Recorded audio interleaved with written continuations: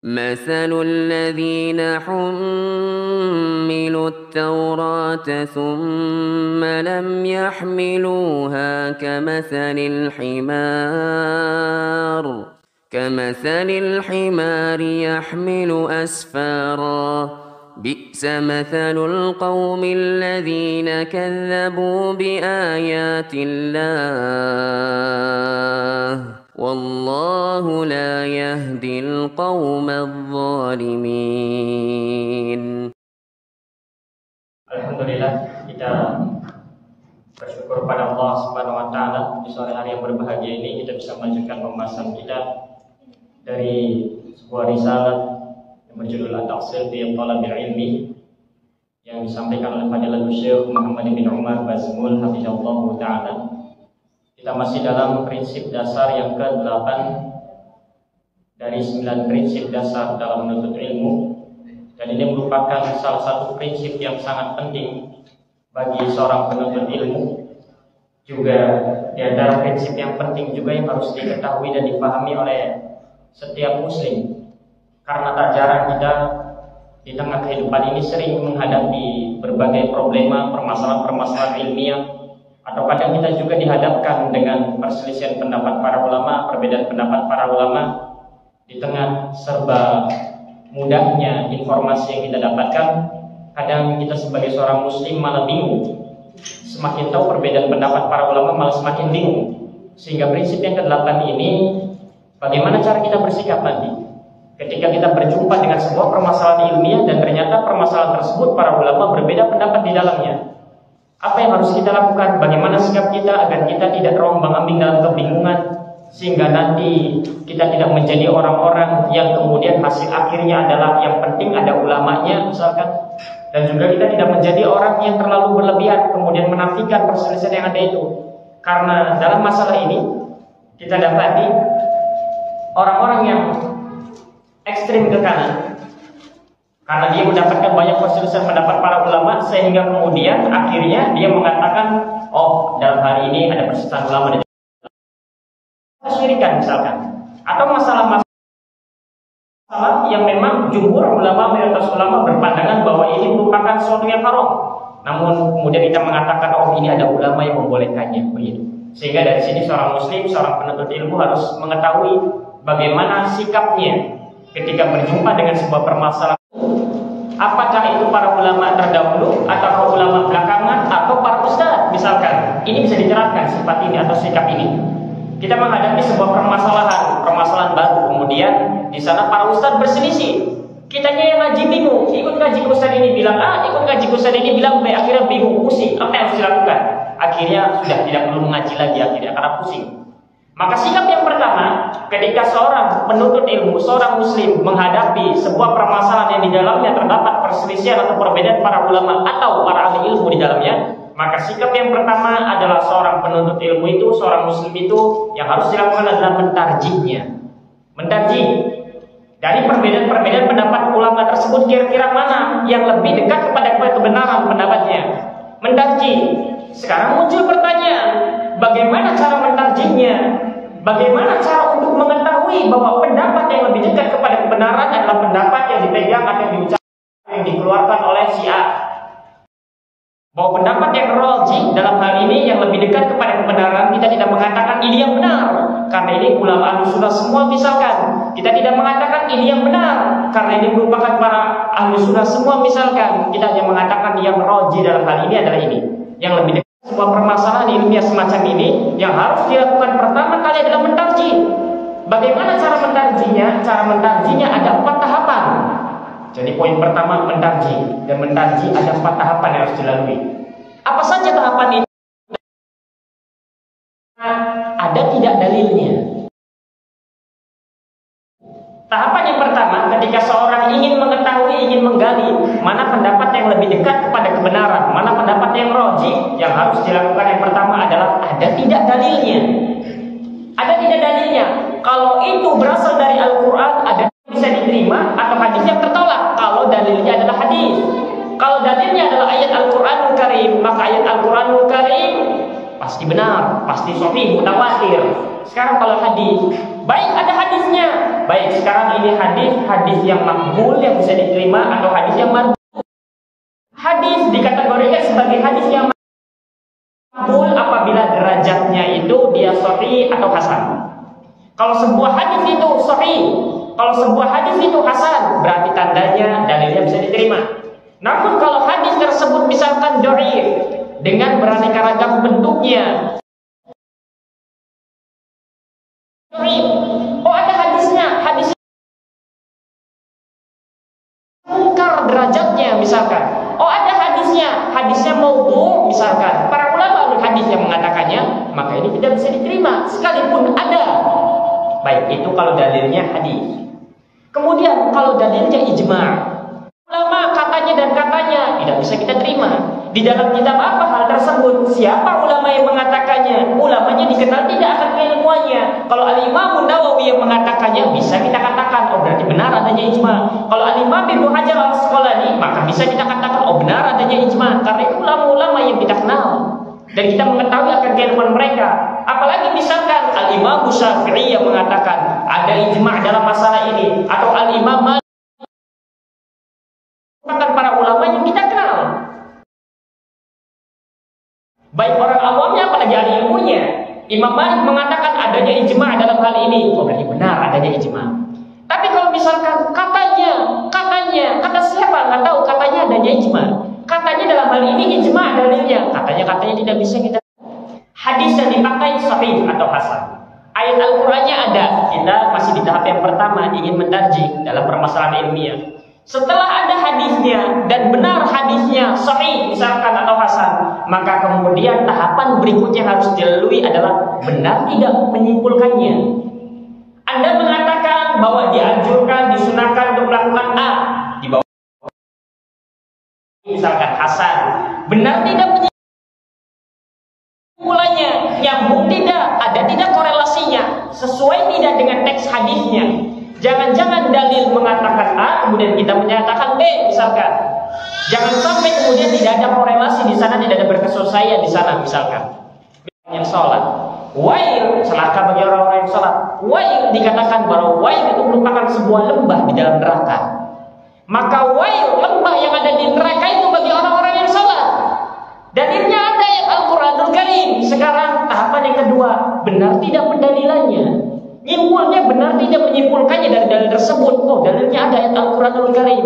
Baik, sekarang pendalilannya benar tidak. Kok dari mana Anda bisa mengatakan orang-orang yang sholat diancam dengan neraka? Kalau begitu sudah, makanya saya tidak sholat selama ini. Kenapa? Harus dilanjutkan baca dalilnya agar bisa kemudian menyimpulkan, mendapatkan kesimpulan yang benar.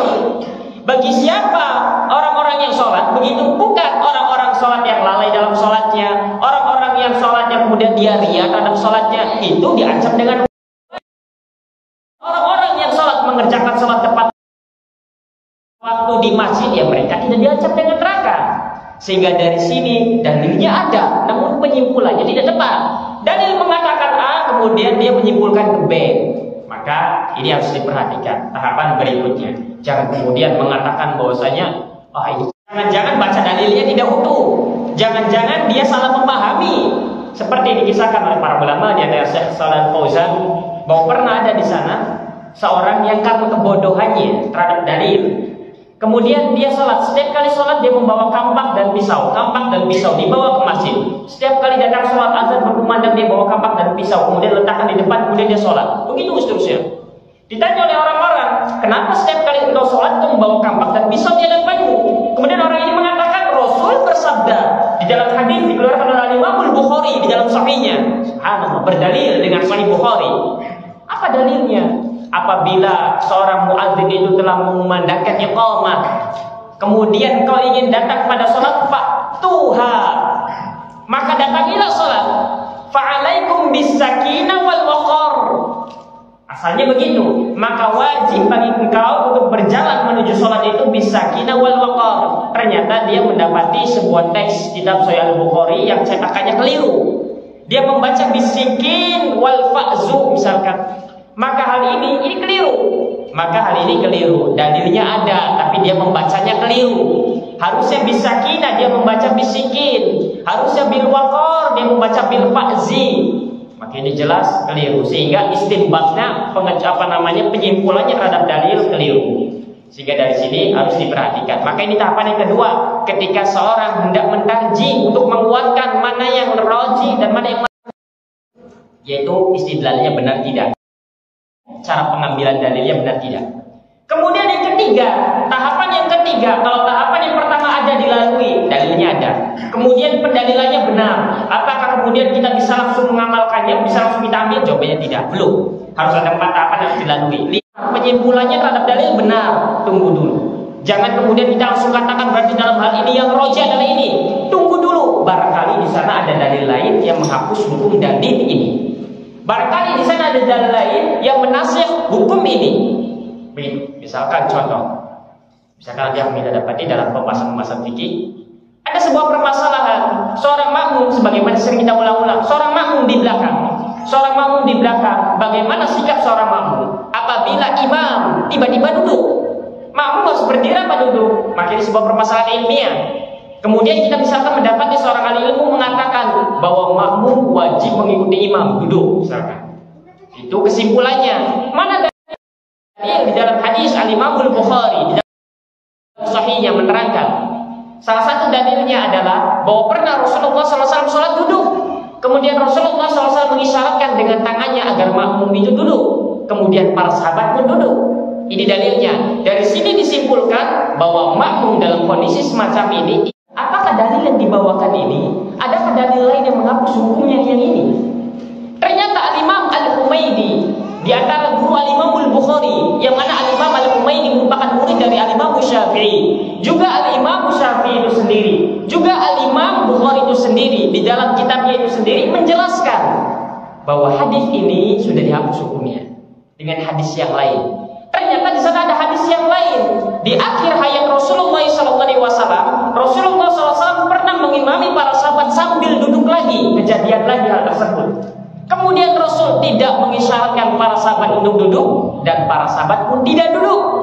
Sehingga Al-Imam Syafi'i, sehingga Al-Imam Al-Humaydi mengatakan bahwa dalil ini menasih menghapus hukum dalil yang tadi dibawakan yang pertama itu. Sehingga dari sini menyimpulkan bahwasanya makmum pun duduk manakala imam duduk, maka kita katakan tidak tepat. Yang rajih adalah makmum tetap berdiri. Kenapa? Kan dalilnya ada, benar. Kan istidlalnya benar, pendalilannya benar. Namun di sana ada dalil lain yang menghapus hukum dalil ini. Karena dalil itu datangnya terakhiran. Adapun dalil ini terlebih dahulu datang. Begitu. Itu cara berikutnya. Itu tahapan yang ketiga. Kemudian tahapan yang keempat adalah dilihat. Oh, tidak ada dalil lain yang menghapus hukum dalil yang pertama. Maka tahapan yang keempat adalah apakah ada dalil lain yang bertentangan. Kalau yang ketiga, adakah dalil lain yang menghapus hukumnya? Kalau ini bertentangan dengan dalil yang dibawakan ini. Kalau ada, maka harus dipecahkan agar tidak terjadi pertentangan. Bagaimana caranya? Pertama digabungkan, mungkin tidak, nanti akan dibawakan contohnya. Baik, ini merupakan 4 tahapan dalam mentarjih. Pertama, dilihat ada tidak dalilnya. Adakah ulama yang mengatakan bahwa dalil ini dihapus hukumnya? Adakah ulama yang mengatakan bahwa ada dalil lain yang bertentangan dengannya? Maka kita lihat, kita harus mengumpulkan informasi itu sebanyak-banyaknya. Baik, ini 4 tahapan cara dalam mentarjih. Seorang muslim, seorang penuntut ilmu ketika berhadapan dengan sebuah permasalahan ilmiah yang di dalamnya para ulama berselisih pendapat, di dalamnya para ulama berbeda pendapat, di dalamnya para ustadz berselisih, ahli ilmu berbeda pendapat, maka yang pertama adalah mentarjihnya. Bagaimana cara mentarjihnya? Tadi itu 4 caranya. Aduh, ternyata mentarjih cukup rumit juga. Cukup rumit, panjang perjalanannya. Kalau tidak mampu mentarjih bagaimana? Maka cara yang kedua, turun ke yang kedua, yaitu yang harus kita lakukan adalah pendapat mayoritas ulama. Lihat dalam sebuah permasalahan, mana pendapat jumhur ulama? Dalam sebuah permasalahan ini pendapat mayoritas ulama apa? Mayoritas ulama berpendapat apa? Kalau misalkan para ustadz misalkan berselisih, maka lihat mana mayoritas para ustadz yang berpandangan A misalkan. Karena kita tidak mampu mentarjihnya untuk menimbang-nimbangnya dengan 4 tahapan tadi. Kalau tidak mampu, maka lihat mana pendapat mayoritas ulama. Ini sikap yang kedua. Sikap yang kedua, sehingga dari sini seorang nanti tidak akan kebingungan. Tinggal dilihat saja. Oh ini 5 ustaz yang berpandangan. Oh ini 2 ustaz yang berpandangan. Nyari aman, saya ikut yang banyak saja. Loh, kenapa? Saya tidak mampu mentarjih. Apa lagi harus dilakukan? Ya sudah kalau begitu lihat mana yang lebih banyak yang dipegang pendapatnya. Ini cara yang kedua, sikap kita yang kedua. Kemudian yang ketiga, kalau misalkan kita tidak mengetahui mana pendapat mayoritas ulama, kita tidak mendapatkan informasi mana pendapat jumhur ulama itu yang mana, kita tidak mengetahui, tidak memiliki pengetahuan mana pendapat mayoritas para ustaz misalkan, apa yang harus dilakukan? Maka turun ke yang ketiga. Sikap yang ketiga adalah lihat seorang yang lebih berilmu dan lebih bertakwa. Lihat pendapatnya orang yang lebih berilmu dan lebih bertakwa. Kalau yang kedua, lihat jumlahnya. Jumlah orang-orang yang berpendapat ini berapa jumlahnya, berapa lawan berapa jumlahnya. Kalau yang ketiga, kita melihat kepada siapa yang lebih berilmu dan bertakwa. Kalau misalkan ada 2 lawan 2 misalkan, nah, saja kita tidak begitu, tidak dilawan. Ada 2 alim berpendapat A dan 2 alim berpendapat B. Ingin mentarjih, kita tidak memiliki kemampuan untuk menguatkan mana pendapat yang lebih dekat kepada kebenaran. Ingin mengetahui pendapat mayoritas ulama, yang kita dapatkan 2 lawan 2. Apa yang harus dilakukan? Bagaimana cara kita mengetahuinya? Ya lewat bagaimana biografinya, perjalanan ilmiahnya, itu bisa diketahui semacam itu. Sehingga kita pun akhirnya bisa mengetahui sampai detik itu untuk mengetahui bahwa ini yang lebih berilmu dan berilmu. Itu cara yang ketiga, sikap yang ketiganya. Kemudian kalau kita tidak mampu menilai, menurut kacamata kita ini, kita tidak mampu menilai mana yang lebih berilmu, mana yang lebih bertakwa, karena menurut kita kayaknya sama-sama berilmu dan bertakwa semua ini. Apa yang harus dilakukan? Maka sikap yang keempat adalah kita ambil. Yang lain mengatakan bahwa amalan ini adalah tidak disyariatkan, kalau kita mengamalkannya berdosa. Maka kita ambil pendapat yang lebih berhati-hati. Mana yang lebih berhati-hati? Mana resiko yang kita dapatkan kecil? Kalau benar ini sunnah, kalaupun tidak dikerjakan kita tidak mendapatkan apa-apa. Tapi kalau ternyata kita kerjakan, kita malah mendapat dosa. Maka kalau begitu yang lebih berhati-hati adalah kita tidak mengamalkannya. Jadi kita harus menimbang nanti mana lihat resikonya yang lebih besar untuk didapatkan. Maka yang keempat adalah kita mengambil pendapat yang lebih berhati-hati daripada mendingan melihat mana pendapat yang lebih berhati-hati. Kita tidak mampu melihat mana yang lebih berilmu dan bertakwa. Kita tidak mampu mendapatkan informasi mana pendapat mayoritas ulama. Kita tidak memiliki ilmu untuk menilai mana yang lebih rajih. Maka pendapat yang paling, sikap yang paling terakhir yang harus kita lakukan adalah memilih pendapat yang mudah untuk kita amalkan. Terakhir, ada sebuah perselisihan pendapat para ulama. Apa yang harus dilakukan? Pertama, itu lebih kecil. Kalau tidak mampu juga, maka yang terakhir adalah ambil pendapat yang lebih mudah untuk kita amalkan. Ini sikap, 5 sikap. Tapi sebuah permasalahan ilmiah yang diperselisihkan oleh para ulama, yang untuk kita sendiri amalkan. Kadang kita bingung, diamalkan atau tidak ya? Diamalkan atau tidak ya? Maka coba dinilai, kita mentarjih, mampu tidak? 4 tahapan tadi. Tidak mampu, lihat pendapat mayoritas ulama. Oh, ada mayoritas ulamanya, lakukan kalau begitu. Kalau ini mengatakan sunnah, ini mengatakan haram, resikonya lebih besar yang haram. Kalau begitu jangan diamalkan. Karena kalau misalkan benar itu dianjurkan, disyariatkan, maka maksimal hanya sunnah. Haram, maka kita mendapatkan dosa, sehingga resikonya lebih besar. Kalau begitu jangan diamalkan, nyari aman. Begitu. Itu yang keempat. Kalau tidak mampu, maka ambil pendapat yang paling mudah untuk kita amalkan. 5 cara ini tidak boleh diloncat. 5 cara ini harus sesuai nomor 1, 2, 3, 4. Kita sengaja, bukan karena ilmu kita, tapi kita sengaja mengambil pendapat yang lebih mudah untuk diamalkan misalkan. Maka ini keliru. Baik, ini merupakan sikap seorang muslim, sikap seorang penuntut ilmu apabila menghadapi, menjumpai sebuah permasalahan ilmiah yang di dalamnya ada perbedaan pendapat para ulama di dalamnya. Bagaimana sikapnya? Maka 5 tadi itu cara kita bersikap. Baik. Misalkan ada sebuah contoh, misalkan sebuah permasalahan di bulan Rajab atau Sya'ban, misalkan ada sebuah permasalahan. Manusia mereka mengatakan bahwasanya dianjurkan di malam Jumat yang pertama bulan Rajab itu ada yang disebut dengan sholat raghaib. Ini berarti kan sebuah permasalahan ilmiah yang akan kita pecahkan. Bagaimana memecahkannya? Misalkan kita dengar ada orang yang mengkabarkan kepada kita bahwa wah sekarang sudah bulan Rajab, misalkan bulan Rajab kan nanti masih lama. Misalkan di bulan Rajab itu ada amalan. Apa itu? Setiap malam Jumat pertama di bulan Rajab mentarjih. Bagaimana cara mentarjih? Dengan tahapan tadi. Ada tidak dalilnya? Ada, ternyata dalilnya hadis. Kemudian karena dia hadis maka sahih tidak dalilnya. Bagaimana cara kita mengetahui sahih tidaknya sebuah hadis tersebut yang dibawakan? Lihat komentar para ulama yang terpercaya terkait dalam hal ini.